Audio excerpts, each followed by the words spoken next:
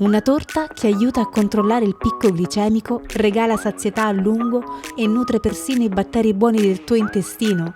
Sì, esiste ed è anche buonissima. Iniziamo dalla base. In un frullatore versa 250 g di ricotta di pecora, 3 uova e frulla alla massima velocità.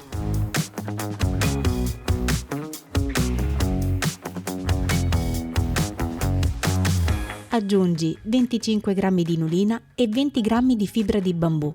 Ora dolcifichiamo con intelligenza. Un mix di 20 g di eritritolo e 30 g di zucchero dei fiori di cocco e frulla per circa un minuto.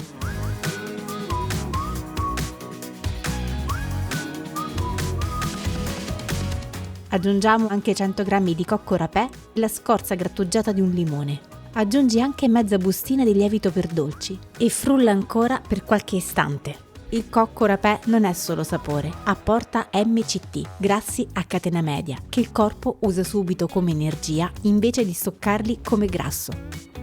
Versiamo l'impasto in uno stampo da 20 cm. In questa torta la fibra di bambù sostituisce la farina abbattendo la quantità di carboidrati, l'inulina contribuisce invece a dare struttura all'impasto e allo stesso tempo nutre il tuo microbiota. Finiamo con una manciata di gocce di cioccolato fondente sopra il 75% e inforniamo a 175 gradi per 35 minuti. Lasciamo intiepidire la torta fuori dallo stampo e mescoliamo 2 cucchiai di succo di limone con un cucchiaino di inulina.